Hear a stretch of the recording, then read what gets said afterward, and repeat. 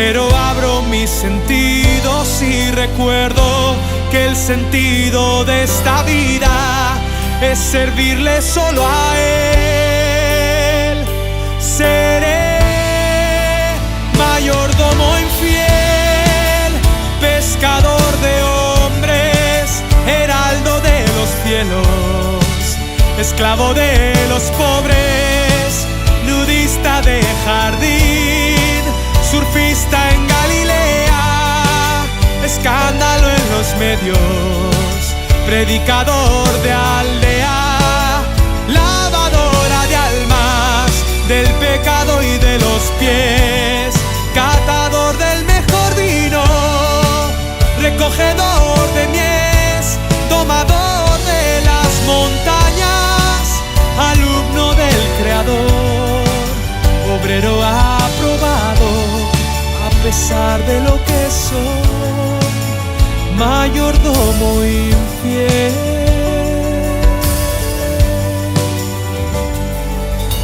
Jesús nos hace una comparación con una situación o con un hecho. Esta es una parábola de contrarios.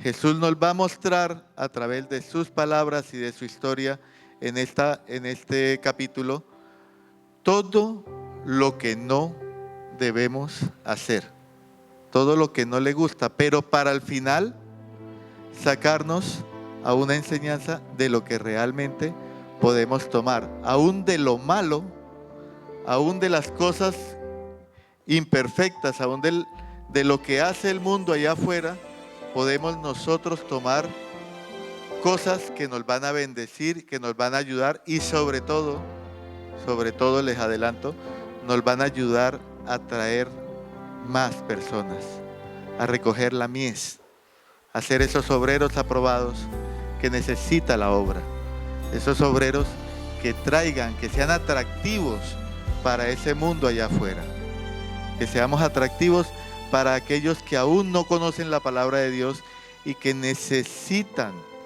entender y reflexionar sobre lo que Dios puede hacer en sus vidas. Ese es nuestro único y gran propósito en este planeta: traer la palabra de Dios a quien no la conoce, llevar su mensaje, seguir la gran comisión que Él nos encargó, hacer discípulos en las naciones. Les leo la parábola completa y luego vamos analizando punto a punto. Lucas 16 del 1 al 13, parábola del mayordomo infiel. Dijo también a sus discípulos. ¿A quién les dijo? A los discípulos. O sea que nos está hablando a quiénes. ¿A los que conocen o a los que no conocen de Dios? A los que conocen de Dios, a los que estamos con Él a diario. Había un hombre rico que tenía un mayordomo, y este fue acusado ante él como disipador de sus bienes. Entonces le llamó y le dijo: ¿qué es esto que oigo acerca de ti? Da cuenta de tu mayordomía, porque ya no podrás ser más mayordomo. Entonces el mayordomo dijo para sí: ¿qué haré? Porque mi amo me quita la mayordomía. Cavar no puedo. Mendigar me da vergüenza. Ya sé lo que haré, para que cuando se me quite de la mayordomía, me reciban en sus casas. Y llamando a cada uno de los deudores de su amo, dijo al primero: ¿cuánto debes a mi amo? Él dijo: 100 barriles de aceite. Y le dijo: toma tu cuenta, siéntate pronto y escribe 50. Después dijo a otro: ¿y tú cuánto debes? Y él dijo: 100 medidas de trigo. Él le dijo: toma tu cuenta y escribe 80. Y alabó, oh sorpresa, a ustedes los roban y no creo que hagan esto. Y alabó al mayordomo malo después dijo a otro: y alabó al mayordomo malo por haber hecho sagazmente. Alabó el amo al mayordomo malo por haber hecho sagazmente. Porque los hijos de este siglo son más sagaces en el trato con sus semejantes que los hijos de la luz.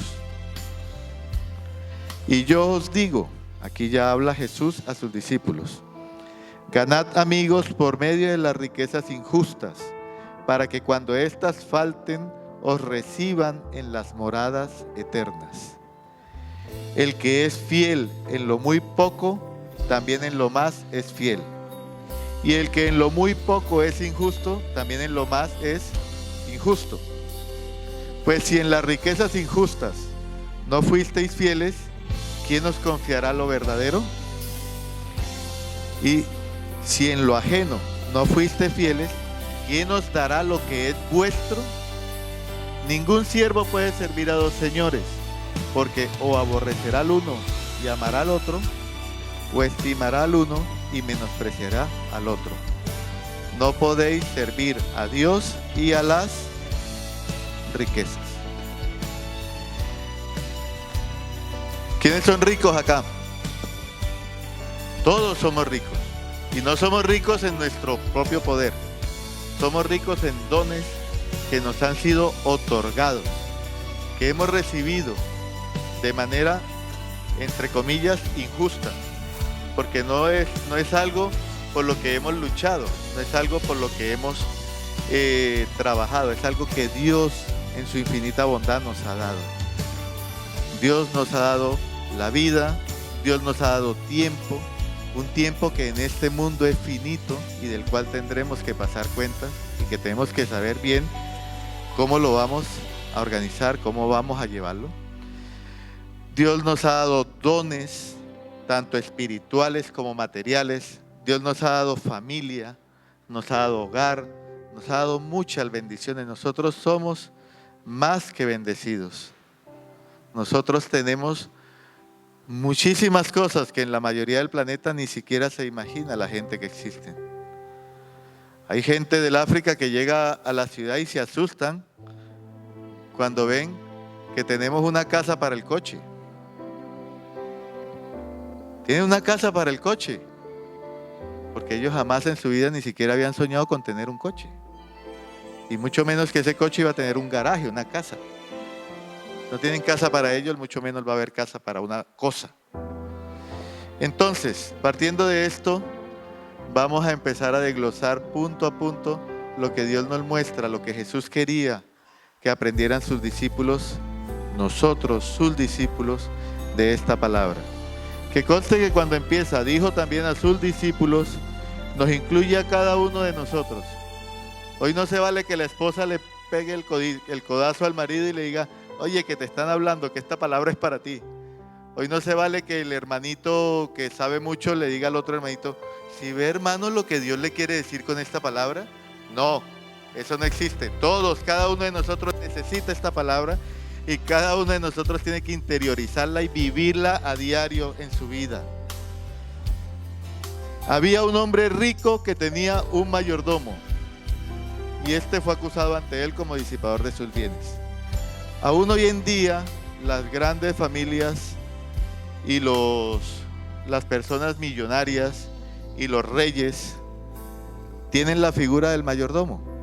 Aún hoy en día hay el mayordomo real y el mayordomo de la casa real británica o de la casa real española, o mayordomos en la casa de la gente millonaria. Esta es la única persona que está después de la autoridad, después del señor, después del dueño, por debajo, y quien tiene la capacidad de tomar decisiones sobre todo lo que sucede dentro de su casa, dentro de sus negocios, dentro de su hogar. Incluso en algunos sitios tiene más poder hasta que la misma mujer del dueño de las cosas, porque es el que lleva en la palabra, en la Biblia, en la antigüedad llevaban un sello, un anillo de sello, y con ese anillo de sello se firmaba todo lo que decían. Aún sin consultar a su dueño, ellos tenían que hacerlo. Entonces le dan una identidad, y esa identidad era de la forma como ellos administraban las cosas para su dueño, ¿vale? Entonces este hombre rico tenía un mayordomo, pero se enteró que ese mayordomo estaba haciendo las cosas mal y se disgustó y le llamó y le dice, ¿qué es esto que oigo acerca de ti? Da cuenta de tu mayordomía, porque ya no podrás más ser mayordomo. A todos algún día nos van a llamar a cuentas. A todos algún día nos van a decir, ¿qué hiciste con tu esposa? ¿Qué hiciste con tus hijos? ¿Qué hiciste con los dones que te di? ¿Qué hiciste con tu ministerio? Y ese día tú vas a tener que actuar de una manera correcta, no como actuó este mayordomo. Este mayordomo, cuando supo que tenía que enfrentarse a su jefe y dar cuentas, en lugar de irse corriendo a organizar las cosas, a sacar las cuentas y a presentar un informe detallado de lo que había hecho, como sabía que lo había hecho mal, como sabía que había sido un pícaro, que había sido un ladrón, lo que hizo fue ponerse a pensar, ¿qué hago yo ahora con mi vida? Entonces el mayordomo dijo para sí, ¿qué haré? Porque mi amo me quita la mayordomía. Cavar no puedo. O sea que muy fuerte no era, pues estaba más acomodado que nada. Vivía con su buen escritorio, con su anillito de sello, llamaba a la gente, venían, firmaba y ahí desde su despacho robaba todo el tiempo.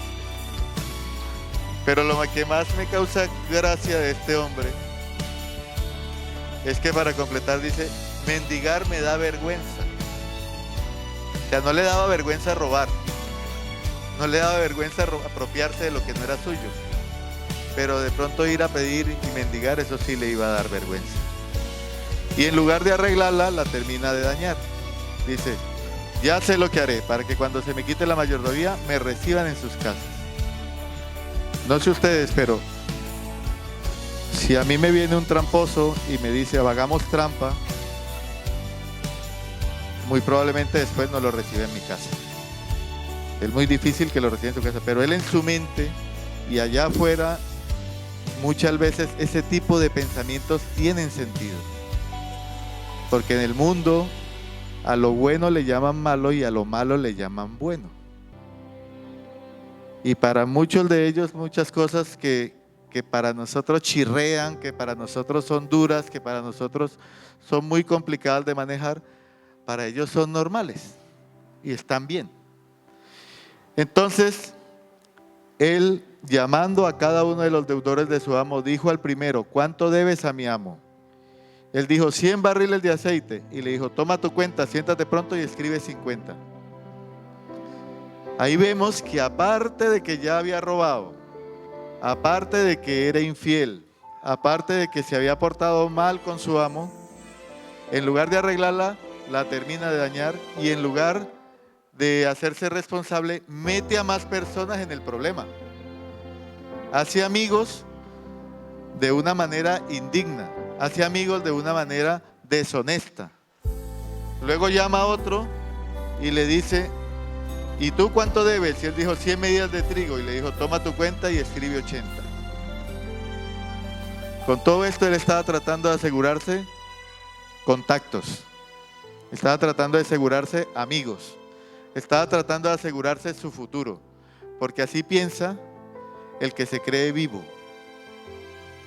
En nuestras comunidades, desgraciadamente, en nuestros países, incluso aquí también somos, hay una expresión que no me gusta, pero dicen, es que somos muy latinos. Y ser muy latino es la cultura de que el vivo vive del bobo y el bobo de papá y mamá.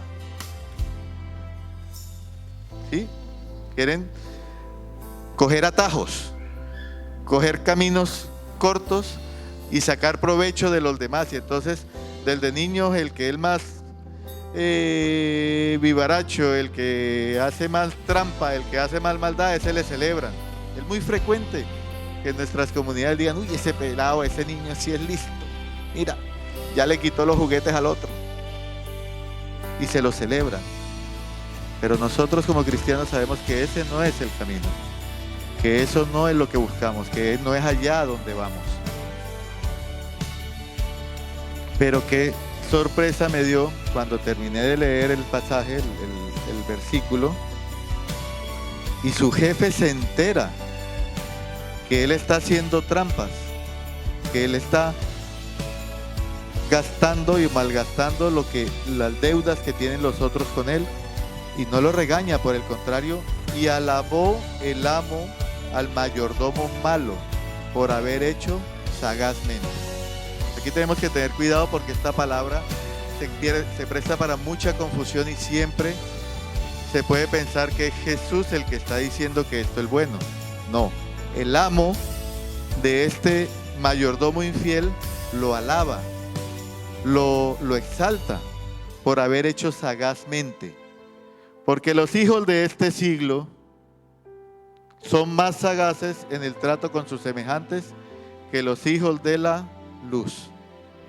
Tesalonicenses nos dice que nosotros somos los hijos de la luz. En Tesalonicenses explica que nosotros no vivimos en tinieblas porque somos luz. Y como somos luz, no comprendemos por qué este hombre alaba al que lo está robando, al que le está quitando, al que le está haciendo trampa con sus amigos para quedarse con lo que es de él. Pero si nos metemos un poco en esa cultura que tenemos allí afuera, entendemos qué es lo que está pasando. Y nos damos cuenta que este hombre se identifica con su mayordomo. Este hombre lo alaba y le celebra porque se da cuenta que él listo, entre comillas, o que él vivo, que él muy audaz, porque está robando como muy probablemente él robó durante mucho tiempo para lograr las riquezas que tenía. Entonces ahora lo ve como si fuera su pupilo. Lo ve como, o sea, se siente realizado al ver que este tipo había hecho cosas que de pronto él también hacía. Y se burla de los hijos de la luz. Dice, porque los hijos de este siglo son más sagaces en el trato con sus semejantes que los hijos de la luz. Y es ahí a donde va el tema de esta conferencia, el tema de esta prédica. Es ahí a donde va Jesús. Es ahí a donde los quería llevar Jesús en ese momento. Porque entonces Él toma la palabra, se termina ya el ejemplo y dice, y yo os digo, ganad amigos por medio de las riquezas injustas, para que cuando éstas falten, os reciban en las moradas eternas. No los amigos, sino Dios nos va a recibir en las moradas eternas. ¿Qué significa esto de yo os digo, ganad amigos por medio de las riquezas injustas? Hablamos de que todo lo que tenemos nos ha sido dado. Todo lo que tenemos no es que nosotros nos lo hayamos ganado. Eso es injusto. Lo recibimos, pero es una dádiva del dueño y del creador de todo. Entendemos que como mayordomos somos de un Señor que es el dueño de todas las cosas. Ese Señor es Dios y nos ha dado potestad sobre todas las cosas que nos ha entregado. ¿De acuerdo? Basados en eso, tenemos que obrar sagazmente. Si tenemos los hijos en nuestro colegio, podemos hacernos amigos de todos los padres y de todos los amigos de nuestros hijos y poco a poco, con sabiduría, ir mostrándoles todo lo que tiene que ver con el reino de Dios. Si tenemos amigos en los negocios, aquí hay gente que se dedica al network marketing y a otra cantidad de cosas, ellos saben que los amigos, los contactos, todo lo que vas conociendo va a crear más bendición y más ganancia. Pues entre más amigos tengas, entre más gente logres captar, entre más gente logres atraer hacia ti, pues más gente puede conocer del reino de Dios. Hoy día recibí una noticia triste de Colombia porque un gran hombre de Dios, el pastor de la iglesia en la que yo me congregaba en Colombia, desde hace mes y medio, sufrió una CV y estaba mal. Y anoche en Colombia, esta mañana aquí en España, ha fallecido. Era el pastor Ángel Flores, tenía aproximadamente 70 años. Es un hombre que todos los domingos, desde hace más de 30 años, en su iglesia, CEGES, la comunidad evangélica Jesús es el Señor en Valledupar, en Colombia, tenía 4 cultos con el quíntuple de las personas que estamos acá, en un recinto mucho más grande que este, y los 4 cultos se llenaban todos los domingos. Los miércoles tenían otros en la noche, y así sucesivamente durante todos estos años. ¿Ustedes se imaginan cuántas personas atrajo él a Dios? ¿Ustedes se imaginan ese mayordomo cuando lo llamen a cuentas? ¿Qué es lo que va a decir? ¿Ustedes se imaginan en dónde está ahora? Allá es que tenemos que apuntar nosotros. Es allá a donde nosotros queremos ir. José Luis, uno de los compañeros de la iglesia, ayer me mandó un vídeo en el cual yo creo que hay mucha razón, está resumida toda la verdad. Y yo creo que la mayoría aquí de pronto lo han visto, o de pronto no. Pero es una entrevista que le hacen a un teólogo. Y la periodista le dice: si tú tuvieras que convencerme a mí en estos momentos, yo soy nihilista, no creo en nada, no creo en Dios, no confío en nada. Si tienes que confiarme, tienes que convencerme de que lo que tú dices es cierto, ¿qué hay que hacer? ¿Cómo me convencerías? Y le dice: sencillo. Si tú tienes la razón y no hay nada después de la muerte, nos morimos y no pasa nada. Pero si yo tengo la razón y después de la muerte hay vida eterna, ¿a dónde vas a ir tú? ¿A dónde? He ahí la clave, he ahí la pregunta del millón. Jesús sigue con la enseñanza y les explica que el que es fiel en lo muy poco, también en lo más es fiel. Y el que en lo muy poco es injusto, también en lo más es injusto. Yo siempre le he puesto un ejemplo a mis hijos muy sencillo. Y es el ejemplo de los niños con una bola de helado. El papá va, le compra una bola de helado a un niño, se van comiéndolo y a los 2 minutos el niño ¡pran! Tira la bola de helado al suelo. Y el papá, como el bueno, le ha dado la bola de helado, le ha dado esa bendición, dice: bueno, vamos, te voy a dar otra. Y regresan a la heladería. Pero el niño ya ve que hay helados de 3 bolas. Y entonces dice: papá, yo quiero el de 3 bolas. ¿Qué hace el papá? ¿Qué hace Dios con nosotros? ¿Le va a dar el de 3 bolas? No, jamás. Se acaba de llorar porque se le cayó el de una bola, porque no sabe manejar una bola. ¿Cómo le va a dar 3? Hasta que no se pruebe, hasta que no crezca y hasta que no pueda manejar el helado de una bola, no le van a dar 3. Así es Dios con nosotros. El problema no es lo que nos ha sido dado. El problema es cómo administramos lo que se nos ha sido dado. El problema no es quién nos lo da o qué clase de mayordomos somos. El problema es qué similitud, qué características tenemos de la persona que nos ha dado todo. ¿Por qué el amo celebró al mayordomo infiel? Lo celebró porque eran igualitos. Entonces, ¿por qué Dios nos habría de celebrar a nosotros y nos habría de alabar? Cuando seamos con la identidad de Jesús, cuando seamos hombres probos delante de Dios, cuando nos comportemos en mayordomía, con ese sentir y con ese discernimiento que solo da el Espíritu Santo delante de Dios, en ese momento estaremos en concordancia con la voluntad del Señor y del dueño de todo. Y entonces, ¿qué pasará? Se nos dará más, recibiremos más. No seamos como el joven rico. ¿Qué pasó con el joven rico? El joven rico llega ante Jesús y le dice: Señor, quiero seguirte, ¿qué tengo que hacer? Ve y vende todas tus propiedades, dáselas a los pobres y ven y sígueme. Ven y sígueme. ¿Y qué le pasó al joven rico? Entristeció, mudó su rostro y se fue. ¿Por qué?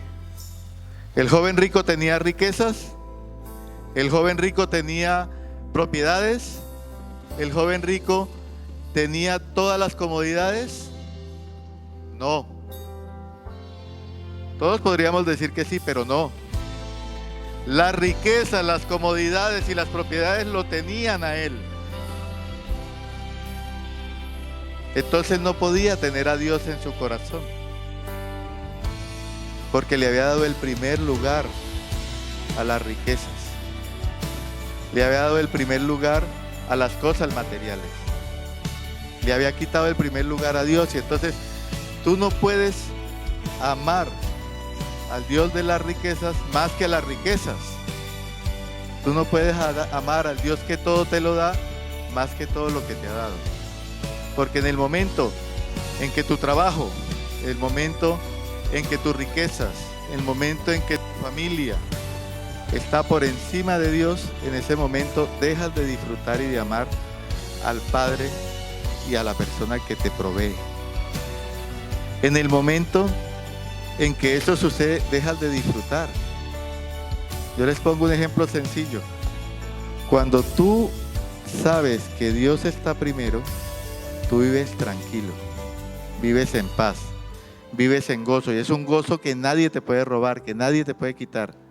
Pero cuando tú pones primero a las riquezas, vives intranquilo, vives pensando que se te van a acabar, que se te van a perder, que las tienes que multiplicar, que tienes que hacer más, que si te dan un coche hay que limpiarlo, hay que lavarlo, que nadie me lo toque, que nadie me lo raye. Eso no está mal, pero no puede ser tu primero, que eso no puede ser tu tope, que ahí no puede estar puesto tu amor. Yo adoro y amo muchísimo a mis hijos, pero siempre tengo claro que Dios me los ha dado y que yo tengo que responder un día ante Dios por ellos, y que primero está el amor que siento por Él, porque en la medida en que seamos fieles en lo poco, nos pondrán sobre más. ¿Por qué a Nicodemo, a Zaqueo, a José de Arimatea? Ellos también eran ricos. ¿Por qué a ellos no les puso esas condiciones? ¿Por qué con ellos no se metió? ¿Por qué no le dijo ve y deja? Porque ellos sabían, ellos tuvieron un encuentro real con Jesús. Ellos se acercaron y buscaron de Jesús con un corazón espléndido, con un corazón abierto. Incluso Zaqueo, después de hablar con Jesús y después de entender el mensaje de Jesús, ¿qué hizo? Él mismo se fue y le devolvió todo a todos. Incluso les dio de más, les pagó intereses por lo que les había quitado. Jesús no le dijo que lo hiciera, pero él entendió en su corazón qué era lo que tenía que hacer, y él fue en ese momento un mayordomo probado, un mayordomo correcto. En Romanos 12:2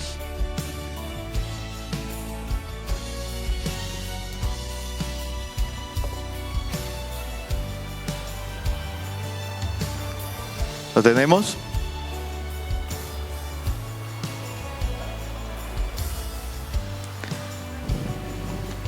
Romanos 12:2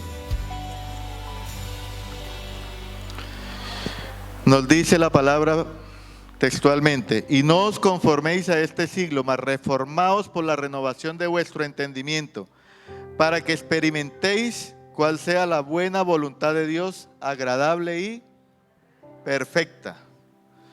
¿Qué es conformarnos a este siglo? Vivimos en una época en la que el temor se nos quiere ser infundido por todos los medios. Ustedes nunca escuchan en la televisión una noticia buena. En la radio, en la internet, en ninguna parte salen noticias buenas. En todas partes salen cosas malas, cosas feas, que mataron, que violaron, que pusieron una bomba, que subió la gasolina, que subió la luz, que subió el alquiler. Y entonces tú sales de casa en la mañana, si has visto las noticias en la mañana, ya con temor en tu corazón a donde quiera que vayas. Pero no es a lo que estamos llamados los hijos de la luz. Los hijos de la luz no estamos llamados al temor, no estamos llamados a esto. Por el contrario, nos dice: mas reformados por la renovación de vuestro entendimiento, para que experimentéis cuál sea la buena voluntad de Dios, agradable y perfecta. ¿Y por qué la voluntad de Dios es agradable y perfecta? Porque nuestro Dios es un Dios de abundancia, no es un Dios de escasez. Porque nuestro Dios es un Dios de bendición, no un Dios de maldición. Porque nuestro Dios es un Dios de salvación, no de condenación. Porque nuestro Dios siempre quiere darte lo mejor. Quiere lo mejor para sus hijos, quiere lo mejor para sus discípulos. Si vamos, ahora viene la Navidad. Y ahora en Navidad nuestros hijos van a esperar sus regalos. ¿Vale? Nosotros le damos un regalo a nuestro hijo y nuestro hijo está feliz con su regalo.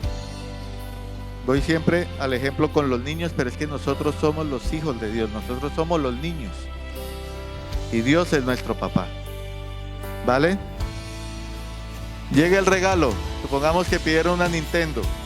Que mi hijo se burla de mí porque siempre digo Nintendo, aunque sea PlayStation o lo que sea. Pero yo siempre digo Nintendo porque fue la primera que yo vi en mi vida. La primera que salió fue eso, una Nintendo. Y siempre les dije a todas igual. Bueno, pues quieren la Nintendo Switch y tú se la compras y se la regalas. Pero tu hijo ahora solo tiene ojos, vida, tiempo, dedicación, etcétera, etcétera, etcétera para la Nintendo Switch. Y se olvidó que el papá existía. ¿Cómo se siente el papá? ¿Cómo está el papá en estos momentos? Cuando su hijo, al que le llevó ese regalo con tanto amor, se ha concentrado en el regalo, se ha concentrado en el don y no ha vuelto a mirar a su padre. Se siente mal. Su padre se siente aislado, se siente que lo quitaron a un lado. Entonces, ¿qué hace el padre? Todo padre que ame a su hijo lo corrige. Así que lo primero que hace es que le quita la Nintendo Switch. Es así de sencillo. Y así funcionan las cosas con nuestro Padre Celestial. Entonces, no esperemos a que nos tengan que quitar lo que queremos. No le demos un primer lugar a las cosas o a las bendiciones y nos olvidemos de quien proveen, de donde vienen las bendiciones. Hace años en Colombia, de pronto este ejemplo, quiero que me lo entiendan muy bien, porque de pronto se pueden confundir. En Colombia, en la iglesia, el pastor Ángel Flores fue un chico predicador de 16, 17 años y nos predicó o nos puso un ejemplo muy claro de cómo teníamos que ser nuestra relación con respecto a la bendición y con respecto a Dios. Cómo teníamos que estar siempre pendientes. Y el ejemplo que ponía él era el de un perrito con su amo. Tú estás en la mesa comiendo y viene tu perro y se para al lado y te mira y te clava la mirada, o sea, él no mira para ningún otro lado, él te mira a ti y tú le tiras la comida y él traga y vuelve y te mira y tú le tiras más comida y él se la traga y vuelve y te mira. Él no se queda saboreando ni probando lo que le diste, él se lo tragó ya. Él recibió su bendición, pero sabe que hay más bendición. Que donde viene la provisión es a donde tiene que mirar, no a la bendición. Él no se va al suelo a seguir, no. Él sigue mirando al proveedor de la bendición. Eso somos nosotros, tenemos que mirar siempre nuestros ojos puestos en Cristo Jesús, autor y consumador de la fe. En Él es que tenemos nuestra vida, en Él es que tenemos nuestra salvación, en Él es que tenemos nuestras bendiciones. No en las bendiciones, no en las cosas. No estoy diciendo que no disfrutemos lo que Él nos dio, porque por el contrario, su palabra lo dice claramente. Vamos a 1 de Timoteo 6, 17 y 18. ¿Quiénes dijeron que eran ricos? Todos son ricos, ¿no es cierto? Bueno, a los ricos de este siglo manda que no sean altivos, ni pongan la esperanza en la incertidumbre de las riquezas. ¿En qué es que no hay que poner las esperanzas? En la incertidumbre de las riquezas, porque hoy están y mañana pueden no estar. Entonces, a los ricos de este siglo manda que no sean altivos ni pongan la esperanza en la incertidumbre de las riquezas, sino en el Dios vivo que nos provee o nos da todo lo que necesitamos en abundancia. ¿Cómo nos da Dios? ¿Poquitico? ¿Suficiente? No, en abundancia y sobreabundancia. Pero lo mejor del caso, ¿para qué nos lo da? Para que lo disfrutemos o gocemos, como dice en esa versión. ¿Qué padre le da un regalo, un juguete a su hijo y le dice no lo puedes usar? Ninguno. Si yo le doy un juguete a mis hijos, lo que más me gusta es que jueguen con él, que lo disfruten, que la pasen bien, pero que no se olviden que estamos juntos, que estoy con ellos.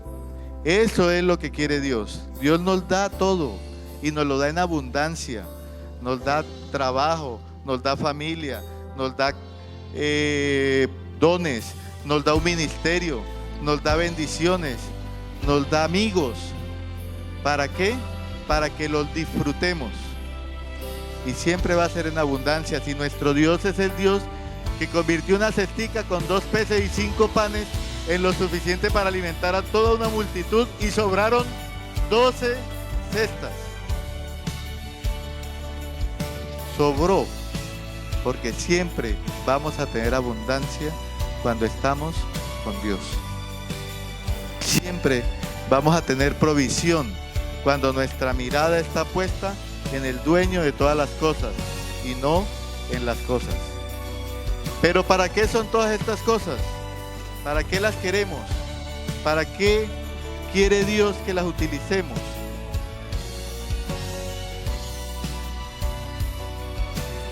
Exacto.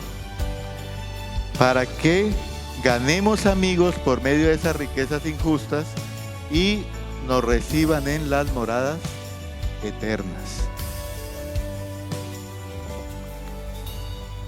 Si somos fieles en lo poco, somos fieles en lo más. Si somos infieles en lo poco, somos infieles en lo más. No esperes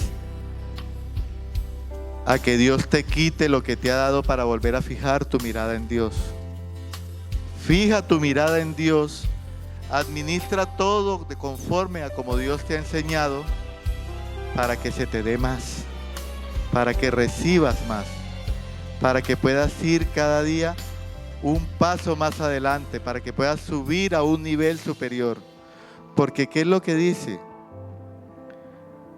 Jesús en el versículo 11 de esta parábola? Pues si en las riquezas injustas no fuisteis fieles, ¿quién os confiará lo verdadero? Esto es muy duro. Esto es muy duro y espiritualmente quiero que lo entiendan y que lo queden claro. Si en las riquezas injustas no fuisteis fieles, volvemos a aclarar que injusto es todo aquello que nos ha sido dado, todo aquello que nos ha sido entregado. ¿Quién nos confiará lo verdadero? ¿Qué es lo verdadero? ¿A qué se refiere Jesús aquí con lo verdadero? ¿Será que está hablando del reino de Dios y su justicia? ¿Será que está hablando de nuestra salvación? Yo creo que es eso. Y entonces, ¿qué estamos esperando para ser buenos mayordomos? Para meternos en el pensamiento, en el espíritu, en todo lo que tiene que conllevar el seguir a nuestro Padre, en entender su palabra, en seguir sus enseñanzas, para que cada decisión, cada momento trascendental de nuestras vidas, tomemos la decisión correcta delante de Dios. y obremos como ese buen mayordomo, ese que se identifica con su Padre. Y si en lo ajeno no fuiste fieles, ¿quién os dará lo que es vuestro? Dios no puede darnos si no somos fieles. Si no somos fieles con lo que Él nos ha dado, no nos puede dar más. Ningún siervo puede servir a dos señores, porque o aborrecerá al uno y amará al otro, o estimará al uno y menospreciará al otro. No podéis servir a Dios y a las riquezas.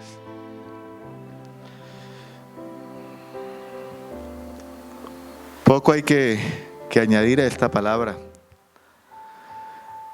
Nuestra mentalidad, nuestra mirada, nuestro ser enfocado en Dios tiende a la abundancia y a la sobreabundancia. Nuestro ser enfocado en Dios tiende a la vida eterna, a actuar sagazmente, inteligentemente para atraer personas, para que cada una de esas sillas sea un amigo nuestro, sea un socio nuestro, sea un hermano nuestro. Que cada una de esas sillas sea una persona que venga a engrandecer el reino de Dios y su justicia. Esas sillas vacías no son responsabilidad del pastor Carlos. Esas sillas vacías no son responsabilidad del pastor José. Esas sillas vacías son responsabilidad de cada uno de nosotros que estamos aquí, que somos los obreros del reino, que somos los discípulos a los cuales Jesús hoy les está hablando. Pongámonos en la tarea. Utilicemos nuestras riquezas, nuestros dones, nuestro conocimiento, nuestras bendiciones para atraer al reino de Dios a nuestros amigos. No para que nos den casa ellos a nosotros, que era lo que quería el mayordomo infiel. El mayordomo infiel quería que lo aceptaran en sus casas. Yo a ese hombre no lo aceptaría en mi casa. Aquí sí, porque aquí le podríamos enseñar cosas y le podríamos cambiar. Pero en mi casa ya me lo pensaría si lo dejaría entrar. Pues nosotros lo que estamos buscando es a gente que la podamos traer a la casa del Señor, a la casa de Dios, por medio de los dones que ese mismo Dios nos ha dado y que son exclusivamente para eso que nos los ha dado. Toda la obra consiste en que seamos más listos que los que están afuera. Miren, voy a volver al ejemplo de mi pastor Ángel Flores, fallecido hoy. Él me enseñó algo lindísimo y que nunca voy a poder olvidar con respecto a la guerra espiritual. Nosotros aquí cada Halloween, cada 31 de octubre nos reunimos, hacemos vigilia y oramos y luchamos y hacemos guerra espiritual. En mi ciudad hacen un festival todos los años y ese festival dura una semana. Una semana entera de borracheras, de parranda, de fiesta, de fornicación, de desorden, de lo que ustedes quieran. Y está bien visto, porque para la gente allá afuera eso está bien, como para el amo del mayordomo infiel estaba muy bien que él le robara, ¿no? Que cada noche del festival se mueren 100 personas en accidentes de tráfico, o se matan otros tantos a tiros, o se pegan unas puñaladas, o se pelean, o se acaban matrimonios, no importa. Es el festival y había que celebrarlo. Al pastor Ángel un día Dios le puso una visión en su mente y fue hacer un festival, una fiesta celestial. Así se llama, Fiesta Celestial. Hace 25 años empezamos con Fiesta Celestial en Valledupar. Y venían agrupaciones cristianas de todo el país. Nosotros no podíamos durar toda la semana porque éramos pequeñitos. Pero durábamos 3 días alabando y dándole la gloria a Dios. Y hacíamos concursos y contaban el que mejor cantaba, el que mejor tocaba, el que mejor alababa.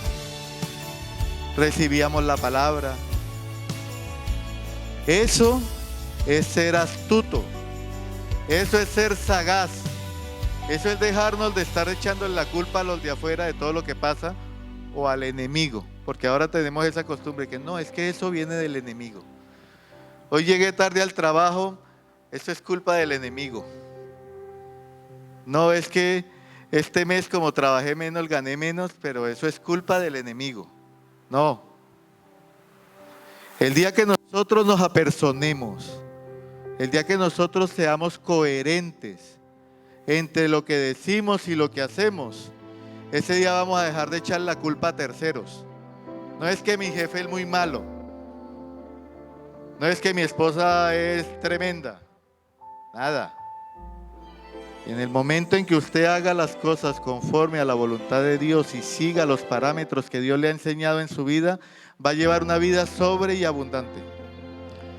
En el momento en que usted cambie ese chip, cambie esa mente, se renueve en el espíritu del entendimiento, en ese momento, que deje de echar la culpa a los demás o al enemigo y se fije más en Dios y en el ejemplo de Jesús, ese día su vida va a tomar un giro totalmente trascendente.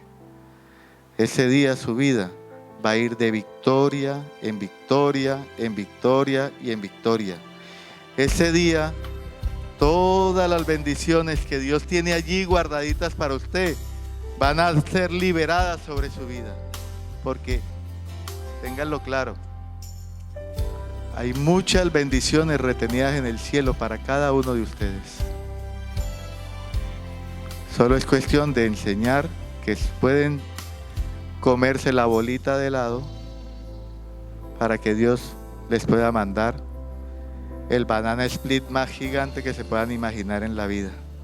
El mejor helado del mundo, de esos que comen allí en Arabia Saudita con chispitas de oro. Porque Dios lo tiene. Él es el que lo tiene, no lo tiene nadie más. Él es el dueño del oro y las riquezas y Él tiene lo mejor para sus hijos. Pero no te va a dar un Ferrari cuando todavía no has aprendido a montar bicicleta. Pero abro mis sentidos y recuerdo que el sentido de esta vida es servirle solo a Él. Seré mayordomo infiel, pescador de hombres, heraldo de los cielos, esclavo de los pobres, nudista de jardín, surfista en Galilea, escándalo en los medios, predicador de aldea, lavadora de almas, del pecado y de los pies, catador del mejor vino, recogedor de mies, domador de las montañas, alumno del Creador, obrero aprobado, a pesar de lo que soy, mayordomo infiel.